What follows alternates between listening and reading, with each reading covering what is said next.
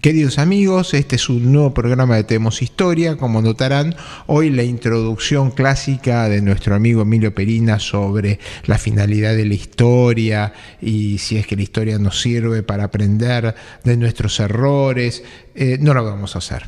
El que les hablo, Omar López Mato, le ha sido encomendado este programa porque en realidad el programa de hoy va a ser bastante especial porque es una historia de la medicina y en realidad estoy muy orgulloso de presentar este libro en que participé en la edición, porque hasta ahora no había habido un libro de la historia de los hospitales de la ciudad de Buenos Aires.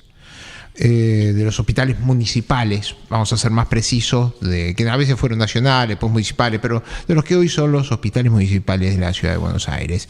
Y para la confección de este hermoso libro, de este libro muy querido, al menos para mí, porque para mí cumple una meta, contamos con la presencia del doctor Enrique Viciliac, un prestigioso pediatra que fue presidente de la Asociación de Médicos Municipales durante muchos años. Sí, ¿cómo le va, doctor? ¿Qué dice? Tal? ¿Bien? ¿Cómo estás? Muy bien. Bueno, en realidad hace ya bastante tiempo con el doctor Viciliac que empezamos a ver este proyecto porque... Y lo comentamos fuera de micrófono. La vida es ingrata con los médicos. ¿Cuánta gente sabe quién fue Tornú, quién fue Ramos Mejía, quién fue Durán, quién fue Muñiz? ¿Cuánta gente sabe? No, la mayor parte de la gente lo desconoce. La mayor parte, muchísima gente, no la mayor parte, pero muchísima gente le debe su vida a estos hospitales. Estos hospitales fueron hechos con sangre, sudor y lágrimas, ¿no? Y el esfuerzo, no solamente de los profesionales, sino las donaciones generosas, porque muchos de estos hospitales responden a donaciones generosas de instituciones, de familias patricias, que, bueno, hicieron sus aportes para la salud de la población. Y cuando uno ve esta foto, este libro que está bellamente ilustrado con fotos del Archivo General de la Nación, ahora si es que Emilio nos acompaña, va a estar muy orgulloso. También la que tiene que estar muy orgulloso es María Yesque, que fue la que se agendó gran parte de estas fotos, que son algunas excepcionales, realmente excepcionales. Y acá, pero hay un pecado, este libro tiene un pecado, de que a veces no reconocemos a nuestros colegas, a los que nos precedieron en el arte de curar. Vemos fotos de grupos de médicos y uno es inevitable en eso salir con la comparación de que hay gente que se acuerda de cómo formaba la delantera de, no sé, Atlanta en el año 38, ¿no? Porque me estoy remitiendo a un equipo capaz que no tan popular, pero hay gente que podría decir cómo conformaba River desde el año 20 y pico en adelante, ¿no? Y lo reconocen, la foto. Y reconocen de la foto, claro. Saben quiénes son los jugadores. Uh-huh. Y acá tenemos un pecado de que dentro de las fotos maravillosas que ya, bueno, van a ir viendo en los que quieran buscar en la página de Olmo, los que después quieran ver este programa por YouTube o por Olmo Ediciones, etcétera. Las fotos son perfectas, se reconoce a la gente perfectamente, sin embargo no sabemos quiénes fueron. Y el doctor sabrá que en ese momento, y bueno, y hoy también, pero en ese momento, estar dentro del Muñiz, estar dentro del Borda, estar dentro del Tornú, era jugarse la vida. Totalmente, claro.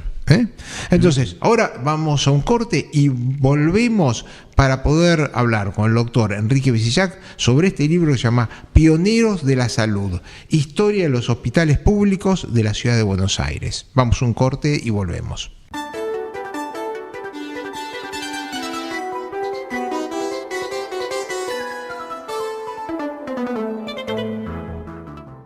Nuevamente volvemos a este primer bloque de Tenemos Historia.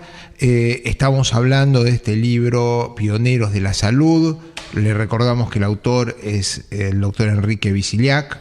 La edición correspondió a su hija, la licenciada Daniela Viciliac, que hizo un trabajo maravilloso, y hay una asistencia al autor de Dulcinea Álvarez. Sí, de Dulcinea Álvarez, con la cual ¿no? me compartí con ella prácticamente todas las trámites y gestiones que hicimos para conseguir elementos históricos de esto. Claro, porque esto es una búsqueda histórica de un material que no está tan documentado. Eso que usted tiene acceso tuvo acceso a los archivos médicos municipales. Sí. Sin embargo, tampoco ahí había todo el material que uno quería encontrar. Creo que uno de los defectos también que tenemos nosotros los médicos, de no guardar o archivar hechos importantes que han ocurrido en la medicina, y a veces uno los conoce, pero no puede verificarlos porque no están los elementos documentados, ¿no? Usted ya escribió otros libros de historia de la medicina. Pero yo escribí un libro de 3 volúmenes, me acuerdo. 3 volúmenes, nada más y nada menos. Sí, más chico que pero 3 volúmenes sobre la historia de médicos municipales, que es una de las... Hoy es una de las primeras entidades gremiales, digamos, con jerarquía y con importancia desde el punto de vista, digamos, de la salud. Sobre todo dedicándose a la defensa del hospital público y de la salud pública, que es el métier fundamental que tiene. Que aparte tiene una colección de arte bastante importante dentro de sus saberes. Es una de esas cosas, esas cosas curiosas, porque a la entrada nomás hay una escultura de mármol de Monteverdi. Y después hay varios cuadros de Castañino, de pintores. Hay una sala que, digamos, donde se reúnen los comités ejecutivos, y hay unos cuadros muy muy interesantes. A veces son esas curiosidades que tiene Buenos Aires, porque encontré una estatua de Monteverdi. Monteverdi, para que la gente se ubique, fue el escultor que fue el maestro de Lola Mora cuando estaba en Italia. Que acá hizo el monumento de Mazzoni, que está en Plaza Roma. Gran escultor italiano, y me encontré con mucha sorpresa cuando visitaba médicos municipales que había una escultura que yo empecé a buscar. Qué buena escultura que es y era de Monteverdi. Mire, y hace más o menos, yo empecé a ir ahí en el año 1983, y los anteriores, las que estaban conmigo, nadie sabe cómo esa estatua llegó a médicos municipales. Sí, nadie sabe, ¿no? Qué curioso. Uno no pude encontrar que alguien me dijera, la compramos, la trajeron, la regalaron. Un día apareció ahí misteriosamente. Sí, en la puerta. Sí, bueno, sí. Seguramente el médico municipal fue fundado en el 1936, así que ya tiene unos casi más de 80 años, pero alguien la debe haber traído, obviamente, pero no quedaron, ahí está un ejemplo, no quedó un registro de que esa estatua fue traída de tal o cual lugar. Bueno, eso es una de esas cosas que también tienen los hospitales que la gente desconoce. Por ejemplo, yo me crié en el Pedro Lagleize, en el Instituto Lagleize, que tiene un mural de Quinquela Martín. Un magnífico mural de Quinquela Martín. Dentro del Hospital de Clínicas uno encuentra cuadros históricos, esculturas donadas por pacientes o a veces adquiridas, y que uno dice, ¿cómo llegó esto para acá? Ahí el doctor Pérgola, que es un gran historiador, hizo la historia y Sanguinetti hicieron la historia del Hospital de Clínicas, capaz que a veces nos puede dilucidar, pero cada cátedra son cosas asombrosas. Había yo escribí un artículo una vuelta sobre un pintor que se llamaba Fattori, que era un italiano, como bien dice su nombre, el pintor soldado, porque después se fue a pelear la guerra y después volvió, y se especializaba en hacer cuadros de médicos. Se especializaba en hacer cuadros de médicos. Entonces, en la cátedra de oftalmología hay un cuadro en donde figuraba toda una serie de médicos que, después me tomé el tiempo de, a través de los hijos y los nietos, porque por suerte estas son carreras familiares, poder cada uno me reconocía, no, este es el abuelo, no, este es el tío. Ahí pudimos reconocer y rearmar un poquito la historia de este cuadro. Pero también en el Costa Agüero hubo un cuadro muy, muy, muy importante de Fattori sobre los primeros neurocirujanos.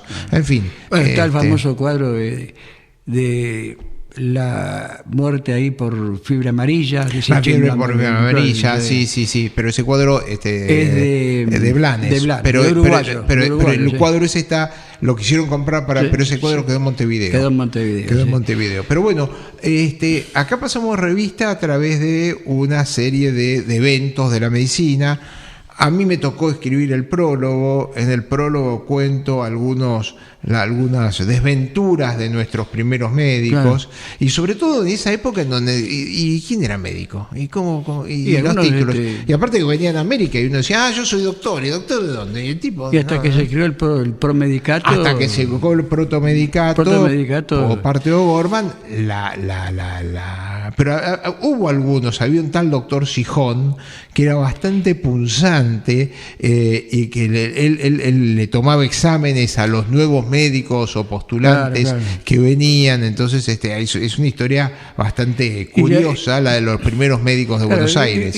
Fíjese que desde la segunda fundación de la ciudad de Buenos Aires, en España, lo que decían como cosa prioritaria para cuando se fundara una ciudad era crear una iglesia y un hospital. Y una iglesia y un hospital.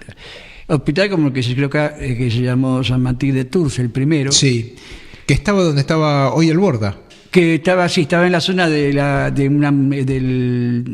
cerca de la chacra de Belén, cerca de la reserva, ahí, y que después terminó siendo el Borda. Bueno, yo creo que le quería comentar para ver de dónde viene uno, ¿no es cierto? Que ese hospital que en 1580 se dijo que había que hacerlo, recién se hizo en 1590, 1590. 0 años en todo ese lapso de tiempo la gente no tenía ni la más mínima medicina, y que después cuando lograron hacerlo, lo transformaron en una especie de lugar para rezar, y no para el hospital. Lo cual trajo la reacción del rey, que no me acuerdo el nombre de cuál era de todos los que estaban. Y Felipe IV. Felipe IV, sí, puede haber, sí, Felipe IV. Todavía no era virreinato, era Felipe IV. Cuando fue virreinato fue Carlos III. Claro. Entonces ahí inmediatamente mandó a hacer el hospital, así que le daban mucha importancia a la existencia del hospital.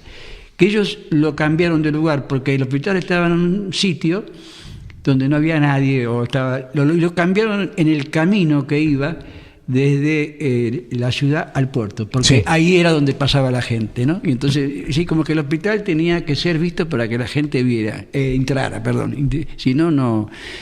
Y bueno, el hospital que no tenía médicos, no funcionó nunca, ¿no? O generalmente los betlemitas, los curas betlemitas. Cuando llegaron los betlemitas, cuando los Borbones echaron a todos los jesuitas, los betlemitas, y lo tomaron a este hospital y le cambiaron el nombre del Hospital San Martín de Tours, lo llamaron Santa Catalina, y además de eso lo levantaron mucho, porque ellos hacían medicamentos, trataban gente sin ser médicos, por supuesto, porque tenían mucho conocimiento, mucha experiencia en la medicina. Bueno, Cabeza de Vaca, el adelantado Álvaro Núñez, Cabeza de Vaca, que transitó miles y miles de kilómetros, tenía una experiencia clínica de curar fracturas, heridas, llagas, porque o lo aprendía o se moría.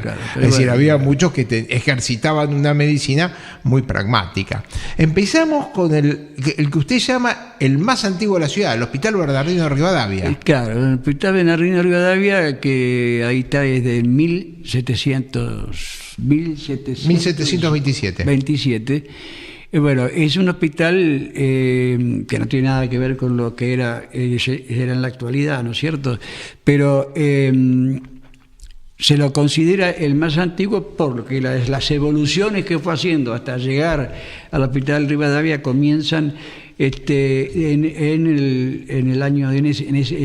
ese año, que estuvo ubicado donde después usted se acordará, creo que la debe haber visto, donde funcionó la asistencia pública, sí. La calle Esmeralda, bueno, ahí estuvo el hospital anterior a Ramos Mejía, que era un hospital donde había mucha internación de dementes, que después sí. Era un hospital que fundamentalmente, porque en esa época los dementes se dividían en furiosos y en normales.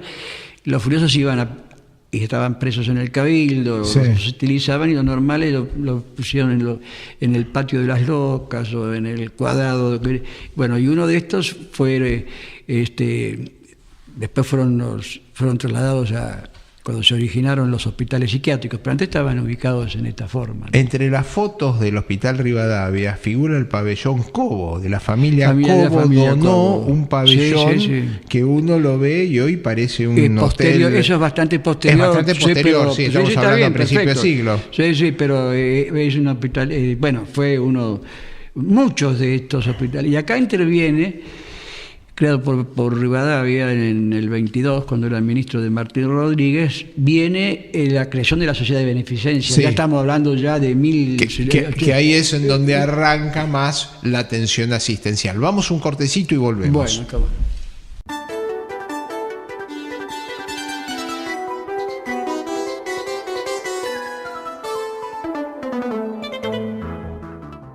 Bueno, volvemos a Tenemos Historia. Recuerden que nos pueden escribir a nuestro mail de tenemoshistoria@gmail. Recuerden que nos pueden ubicar a través de Olmo Ediciones, o que pueden ver estos programas grabados ya los últimos, 5 o 6 años por Daniel Villarroel. ¿Cuánto será? 6 años, que están en YouTube, y este programa brevemente va a estar en YouTube, o sea que lo va a poder ver muchísima gente. Claro.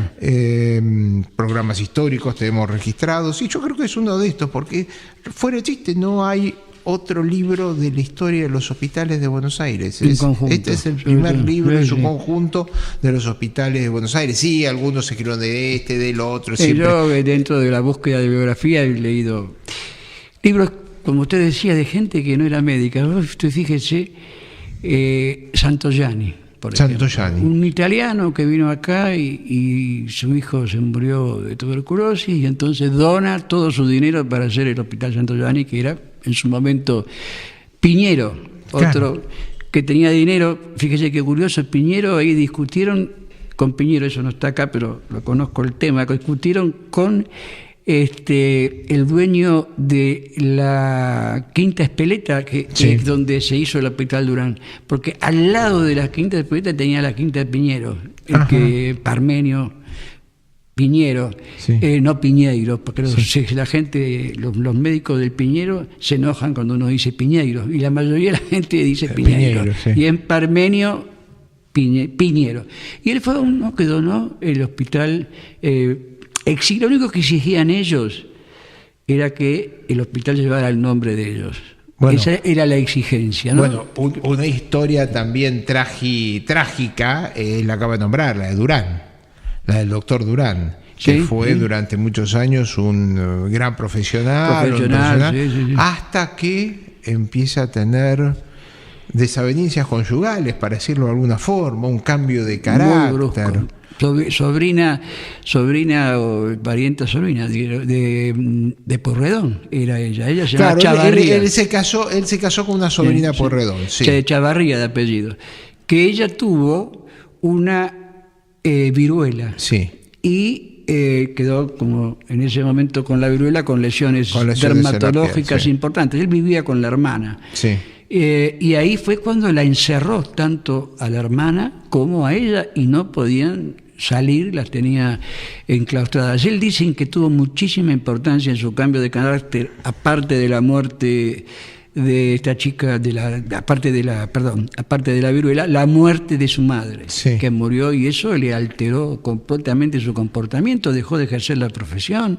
Cuando era un médico destacadísimo. Sí. Y era diputado también. Diputado nacional. por la provincia de Buenos Aires, y lo llamaban también el médico de los pobres, porque también, pese a una clientela de gente muy, muy rica que tenía, atendía a gente gratuitamente pobre. Eso está en algunos lados muy enfatizado y en otros lados discutido. Ajá. Como yo le comentaba, las diferencias que hay, la ¿no? diferencia de criterios. Y bueno, y fíjese que también él, cuando muere, el albacea de él encuentra en el ropero una caja, la abren y había 1 millón de pesos que él lo donaba para hacer un hospital de hombres, exclusivamente mostrando su misoginia. Entonces, perdóneme, esto no está tampoco en el libro porque no se puede constatar, pero el padre de él, Charles Durán, que vino de Francia, que era médico, fue el primer médico de policía.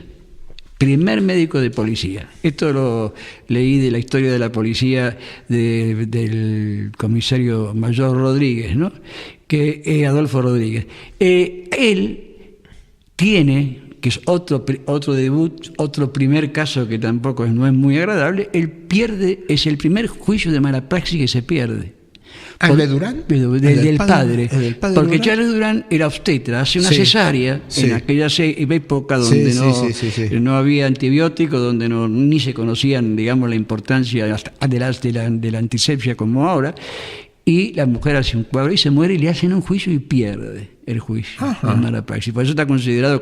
Y fíjese que eso lo hace a él desaparecer, lo echan de la policía inmediatamente y ahí sube, me olvidé el nombre, el segundo médico de la policía. Él desaparece prácticamente de la vida pública porque era realmente nefasto. Ellos eran salteños o tucumanos. Sí, salteños. Así que ni dice que ni tampoco se sabe nada de si volvió a Salta. Entonces, algunos autores dicen que su misoginia, la de ahora volviendo al Carlos G. Durán, Carlos Gustavo o Gervasio. Fíjese, en muchísimos lados dice Carlos Gervasio y en otros dice Carlos Gustavo. Yo siempre he dicho Carlos Gustavo Durán, pero hay otros libros que dicen Carlos Gervasio, así que ni siquiera sabemos la G bien qué representa, ¿no? Él dice que la misoginia mucho tendría que ver con el sufrimiento que él vio del padre cuando pierde el dato, cuando pierde ¿qué historia?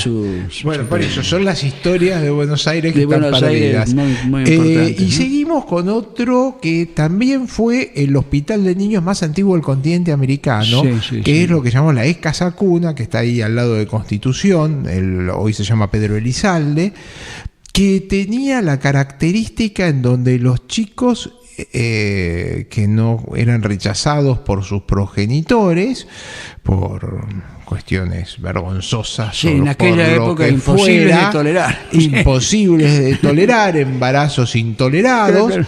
Desde el año 1770 había un tormo en donde se dejaba al chiquito. Exactamente. Y ahí crecían los chicos. Sí, ahí podemos destacar la parte humanitaria de Virrey Vértiz, claro, ¿no? Que impresionado porque los chicos lo abandonaban y se los comían los perros, claro, o se morían de frío, sobre todo muchos chicos. Entonces crea el torno, donde uno ponía al chico de un lado, del otro lado aparecía una persona que lo giraba y lo agarraba al chico ese, para digamos, preservar la identidad de la persona que lo hizo. El otro día leía, no sé si está en el libro, puede ser que esté, pero leía que la gente dejaba a los chicos, como le digo yo, y no los retiraban del otro lado.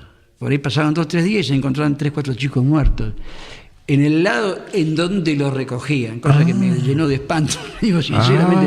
No sé si lo leí en el libro porque tantas cosas no he leído. Leí. Me parece que no está ahí, pero podían llegar a no recogerlo porque había muy poca gente, ¿no es cierto? Bueno, eso fue creciendo, después los chicos, se crearon muchas cosas importantes, desde la imprenta que trajo desde Córdoba. Claro, la primera imprenta de Buenos Aires la traen desde Córdoba, que estaba abandonada. Y después, si mal no recuerdo, hay en Uruguay lo que se llama la Calera de las Huérfanas, que era una misión jesuítica que estuvo al cargo del padre de San Martín, en donde traían cal con el que se hizo las iglesias de Buenos Aires y claro, muchos de los edificios de Buenos Aires, y eso le decían de las huérfanas porque era beneficio de las chicas que no tenían familia. Y el tormo funcionó mucho tiempo, 120 años, desde 1770. Y viene de España, eso lo usaban los españoles. Eso lo usaban los españoles, sí, esta es una costumbre española. Y bueno, eso todo el mundo lo sabe, pero uno lo puede decir que uno de nuestros más grandes pintores es un chico Expósito. A ellos lo llamaban Expósito, porque Expósito quiere decir chico expuesto. Sí. Expósito es expuesto.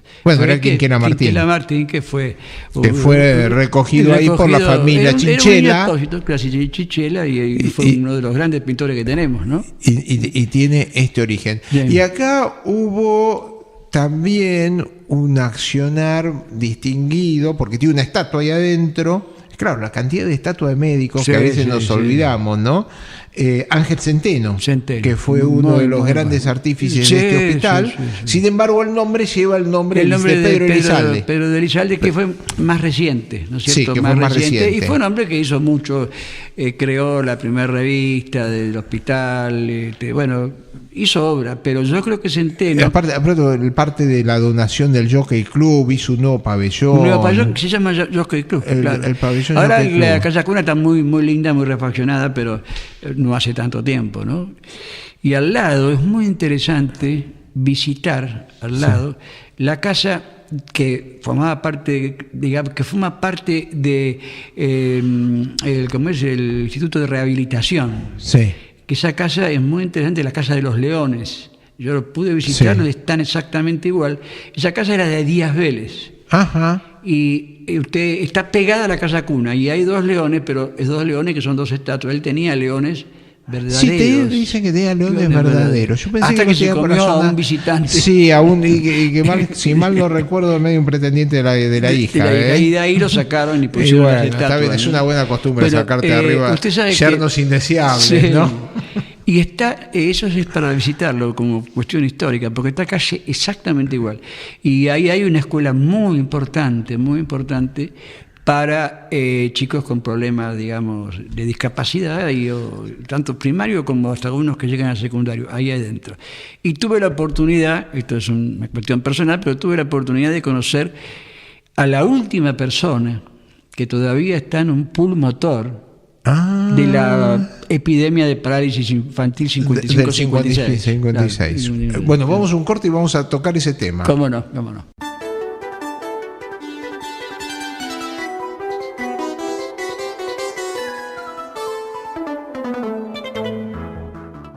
Bueno, una vez más volvemos en este programa de Tenemos Historia. Recordamos que estamos hablando del libro Pioneros de la Medicina, Pioneros de la Salud, del doctor Enrique Viciliac, un libro que hemos hecho en Olmo Ediciones.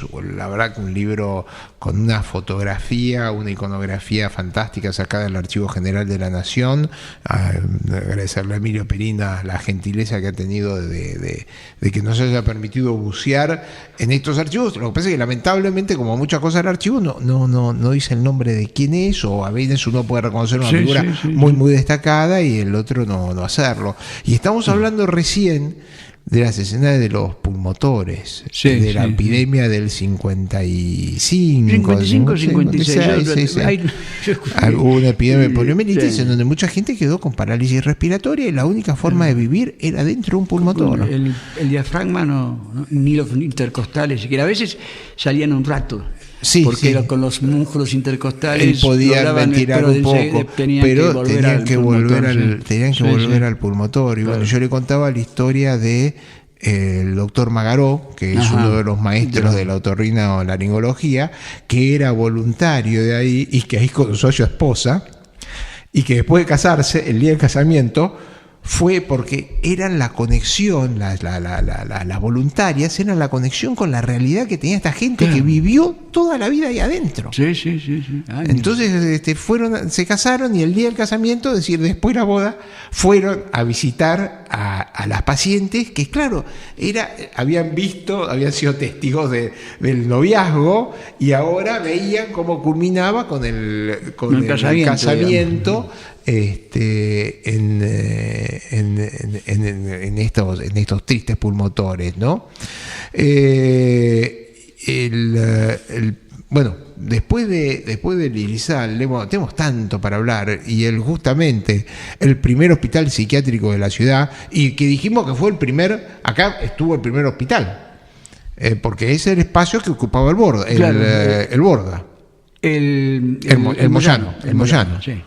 Bueno, después fueron tan juntos los dos que se confunden. Sí, se confunden a veces con visitas subrepticias de los pacientes masculinos hacia los sectores femeninos. Fíjese que el Borda, el origen anterior del Borda era el hospital de hombres. Claro. Que era un hospital general y tenía el patio, un lugar cuadrado, patio de locos que iban ahí hasta que dijeron, bueno, no pueden estar juntos con los... Sí, aparte se separaron los más peligrosos. Ahí crearon el Borda, pero prácticamente es una continuidad de ese hospital. Pero acá... El hospital de hombres, que yo en ese momento no me acordé, fue el Ramos Mejía después.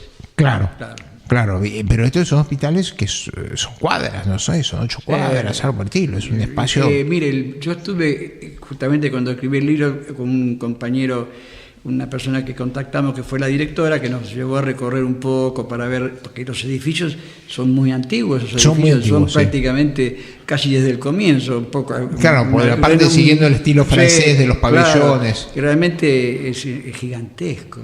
No se debe tener. No, y hay dos características que yo me acuerdo uno es el pabellón Riglos o la Leonera. La Leonera, que son todas rejas, y atrás están las mujeres agarrándose a los barrotes. Es una escena que si uno lo ve en una película de Fellini dice dramática, ¿no? ¿Cómo está exagerando Fellini? Y la otra es la jaula de las locas, porque hasta mediados del siglo XX a los locos más curiosos, divertidos es una forma de ser, destacados, se los ponía en esa jaula, y un divertimento de la sociedad porteña era ir a ver al loco de esta semana, a ver qué está haciendo en su jaula. O sea que esto es del siglo XX. Sí, esto no es tan antiguo. No es una costumbre de los romanos, ni de los salvajes, ni de los soviéticos, ni de nada por el estilo. En Buenos Aires está yo la vi, yo no sé si sigue estando. No la vi. Yo la vi, yo cuando cursé estaba la jaula, no la usaban, pero la jaula estaba. Claro. Y después, pero también, por otro lado, una de cal y otra de arena. Por otro lado, hicieron un instituto de investigaciones de fama internacional cuando lo traen a Christoph Jacob, un anatomopatólogo alemán, que sabía hay partes de la anatomía del cerebro que llevan su nombre, que él lo descubrió, los cortes de Jacob, que después sirvieron para los estudios en los tomógrafos, etcétera, que entre paréntesis también estuve cuando Carrea trajo el primer tomógrafo a la Argentina, en el año 74, por ahí. Lo presentó en el hospital, lo presentó en el San Martín. Y yo me acuerdo de las fotografías que pasaba, y claro, nos parecía increíble, pero las tomografías eran cositas chiquititas, ¿no? Eran imágenes pequeñas, pero fue el primer tomógrafo que me acuerdo que había trabajaba día y noche. No paraba nunca. No había forma porque había una demanda monstruosa para hacer las tomografías. A las 2 de la mañana podía tener hora a las 2 de la mañana. Ahora era sábado a las 2 de la mañana. Perfectamente, porque era el único que había.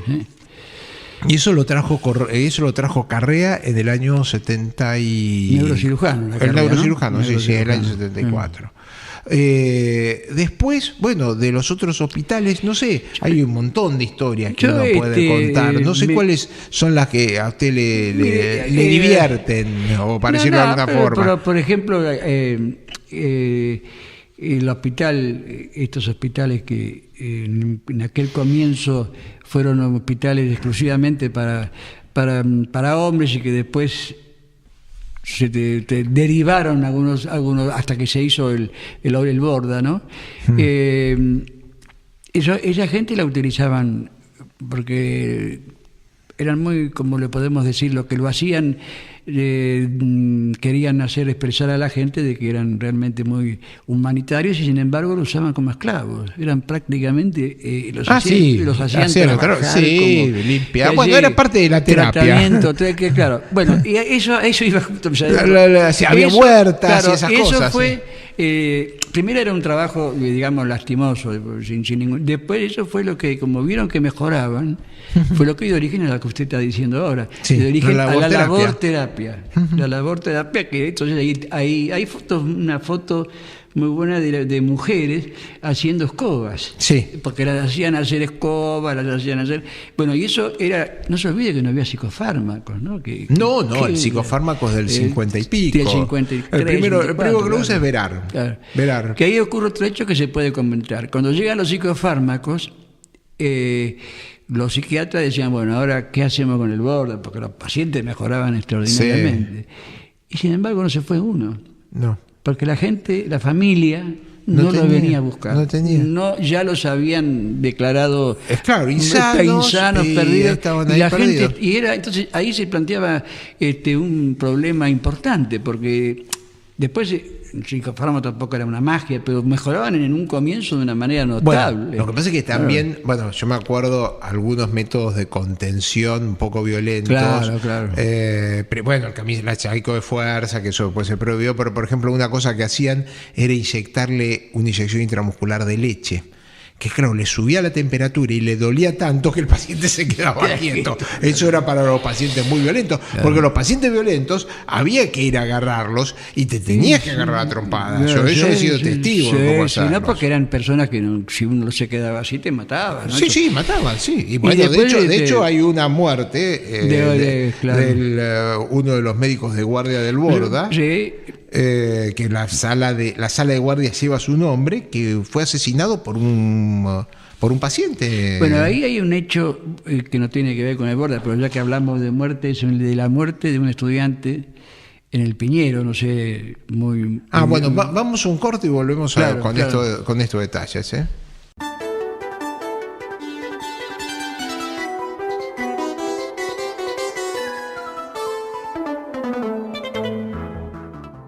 Bueno, y llegamos al último bloque del programa, increíble, esto se fue rápido. Sí. Claro, lo que pasa es que, yo no sé si todos los que están del otro lado de la radio lo están disfrutando de la forma que lo estamos cambiando nosotros, porque para nosotros es el recuerdo del ejercicio de una profesión que fue cambiando en forma fenomenal. Me estaba hablando del practicantado. Claro, el practicantado que era los muchachos que aparte los pibes empezaban en primer año, no tenían la más pálida idea, y había algunos chicos que tenían, yo me acuerdo de haber encontrado practicantes que tenían, yo ya me había recibido o estaba por recibirme, y estos tenían 7 años de practicantado y todavía estaban en segundo año de la facultad, así no habían pasado fisiología, pero tenían un ojo clínico y tenían una experiencia brutal. Porque la medicina, además de la importancia de lo teórico, es experiencia. El ejercicio práctico. Exactamente, es muy importante. Es experiencia, que eso a veces la gente no lo entiende cuando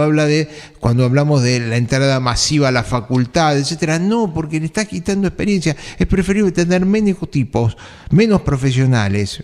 Esto me va a traer problemas como siempre, pero lo digo hace tiempo. Es preferible tener menos profesionales, pero con mucha experiencia, que tener un montón de profesionales que no tienen experiencia. Y además, desgraciadamente, y esto yo sé que decirlo es duro, pero desgraciadamente atrae a los profesionales a otro tipo de actitudes, porque lógicamente con un exceso de tanto exceso no hay actividad que puedan desarrollar, y buscan a veces caminos que no son deseables para la medicina. Que no son deseables para la medicina. Lo que quería comentar era que ellos entraban ahí y trabajaban el practicantado en la ciudad de Buenos Aires, en los hospitales, pero el más famoso de todo era el del Piñero, porque tenía esa costumbre de hacer lo que se llamaba el bautismo del practicante que entraba encontraba, en el cual, bueno, lo paseaban, por ejemplo, desnudo por todo el barrio. Había un baile del practicantado,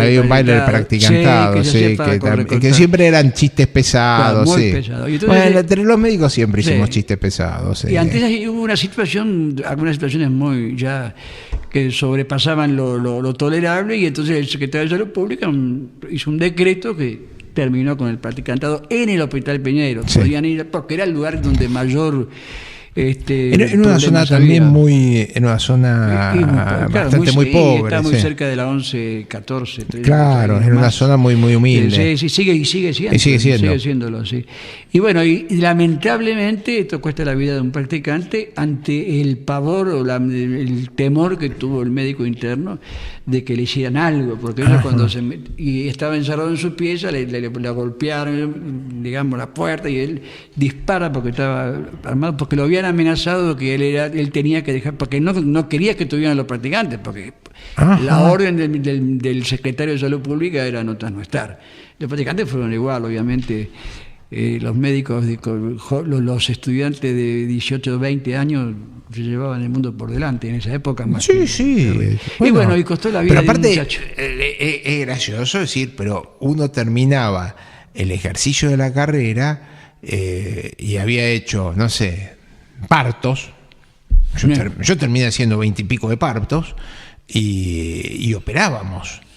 Un apendicitis, esas cosas las aprendí. A veces tengo que tener el libro al lado. Eso era. A uno le quedan recuerdos muy imborrables, ¿no? Yo estaba también como practicante en el hospital Aedo, de cirugía de Aedo, y habían terminado de operar y sacaron la vesícula y estaba, bueno, había que hacer la sutura de todos los planos. Sí. Y el cirujano, así como que yo hacía 10 días que había entrado ahí, y yo, bueno, cerrá, yo me voy. Sí, pibe, cerrá. Bueno, no sé cómo habré cerrado. Y después hacíamos de camilleros. Claro, porque cuando terminaba, el camillero, porque había un camillero. Bueno, y entonces, el camillero era una especie de institución. Había uno. Ahí es eso es lo que yo quería decir. Muy interesante, en algunos hospitales, cuando dan la planta del hospital, había un hospital que tenía 200 y pico de camas y había 10 médicos. Claro. 10 médicos y, por ejemplo, 14 practicantes, y nada más. Con esa gente mantenían a lo mejor 5.000 consultas o 10.000 consultas. Sí. Yo no sé cómo harían, porque había 10 médicos, 10 médicos que... Bueno, yo me acuerdo... hoy hay 200 médicos. Usted me lleva unos años, pero yo me acuerdo en el 80... a estar haciendo guardia. Yo era interno ya. Y... fue un año que hizo mucho calor, pero mucho calor en el mes de marzo. Entonces me acuerdo que tenía una fila de 40 madres paradas con sus hijos, con los chiquitos en brazos, todo deshidratado, todo con diarrea, y uno estaba solo y tenía la fila adelante, y yo que tenía un año, un año de recibido, y bueno, o aprendías o aprendías, no había otra forma. Estaba también, no ha cambiado tanto, estaba leyendo de que en el hospital de...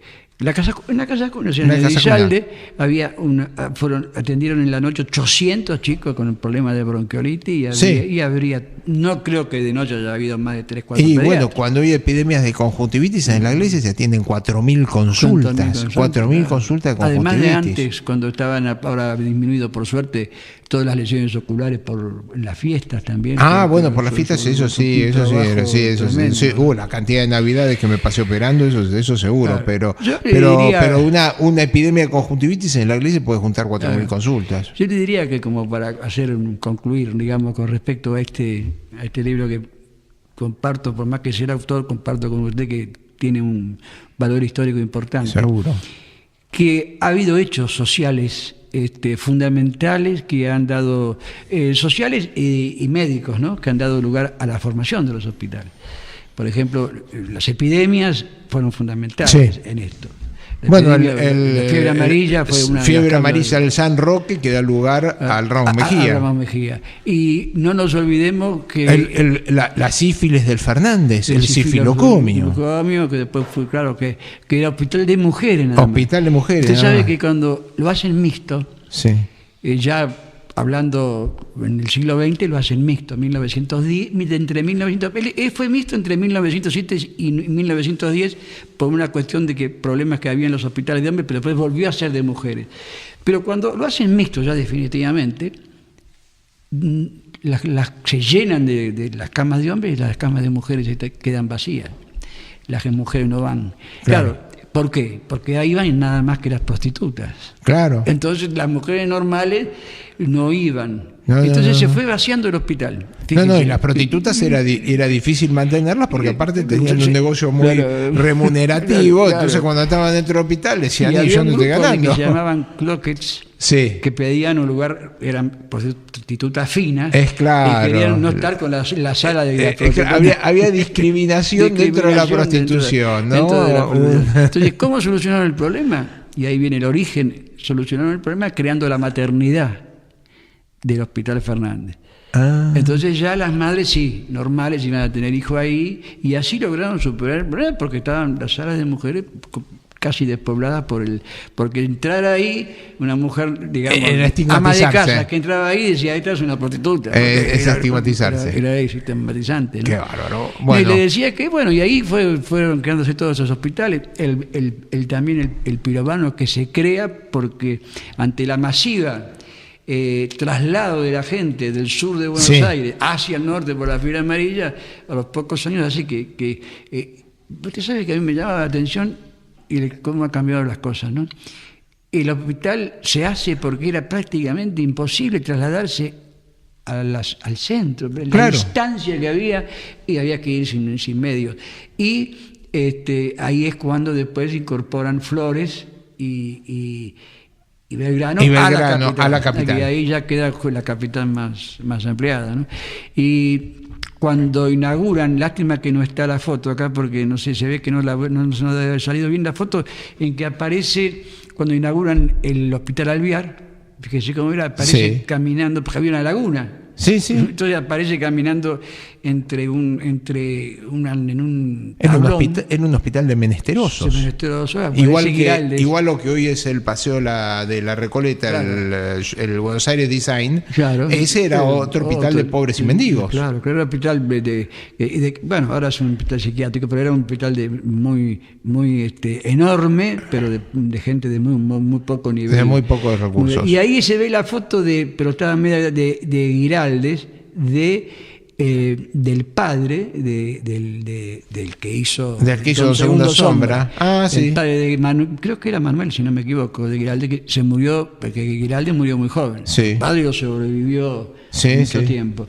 Y se ve el intendente solo, caminando por unos talones arriba de la laguna que había en el día de la inauguración del hospital, ¿no? Bueno, y si vamos terminando, a mí me tocó esta experiencia en el La Gleize, que que era patronato de ciegos, después se llama Pedro La Gleize, pero es una zona que se inunda, ahora ya no, pero en esa época se inundaba La Gleize, está elevado como 5 escalones, y se inunda, llega el agua, usted ve subir el agua se arrastraba a los coches, hasta que dio una vuelta durante el gobierno militar al que La Gleize estaba bajo la esfera de la Marina, y un día lo vino a ver Lambruschini y tuvo que llegar en bote remando. Pero no hace mucho, te diría, yo ya no estaba en médico municipal, hará 10 años, y estuvo cerrado mucho porque tenía tenía ahora 7, 8 años, tenía el subsuelo totalmente inundado. Se inundaba, todos los y lo iban a cerrar, ahí tuvo una buena actuación médico municipal que peleó muchísimo. Bueno, lo que pasa es que se subsanó en la tunelización la obra que hicieron en el río, y ahora eso no se inunda más. Pero había días que llegábamos nadando. Sí, pero era famoso, Juan Bejuy, y estaba el arroyo en Maldonado. Claro, subía y llegábamos nadando. Bueno, doctor, fue un gusto. Bueno, igualmente, por supuesto. Recorrer esta parte de la medicina que generalmente la mayor parte de las personas no le es tan grata, porque hablar del hospital, la gente siempre se acuerda de la salud cuando falta, pero bueno, este libro yo creo que es un hito, porque es la primera vez que se junta toda esta historia de hospitales y que la gente va a poder saber quién eran estos personajes, qué hacen a la ciudad de Buenos Aires y qué hacen a la historia de Buenos Aires y qué hacen a la vida de la ciudad. Y ahí hay que rescatar gente que hacía la parte de salud pública, que era muy importante y que lideraba todo esto, lideró siempre, fue Pena. Fue Pena, y el arquitecto Busquiazo, otra persona que si bien no hicieron muchísimos edificios por el hospital, edificios de hospitales, y Pena fue el que digamos, hizo muchísimo de la salud pública moderna, que hoy día pasa Pena, también estaba... Todos los que formaban la secretaría, ¿no? Eran gente muy importante. Doctor, muchísimas gracias. Bueno, al contrario, gracias a ustedes que difunden esto, y bueno, yo creo que esto es de todos, y sobre todo... Esto de todos. Yo le agradezco mucho a usted... a ella, cuyo nombre me lo va a decir María ahora. Yesque, sí. Tengo que decirlo a mi hija, a Dulciné, porque creo que han hecho un trabajo muy importante, además del que puede hacer uno, y que ha dado... ha hecho parir este libro, para usar un término médico. Para usar un término médico. Doctor Isaac, un gran abrazo. Y la semana que viene vamos a estar todos acá en Demos Historia y esperemos que entonces nos acompañe el querido Emilio Perina, que hoy no lo hubiese dejado hablar. Lamento no haberlo podido conocer.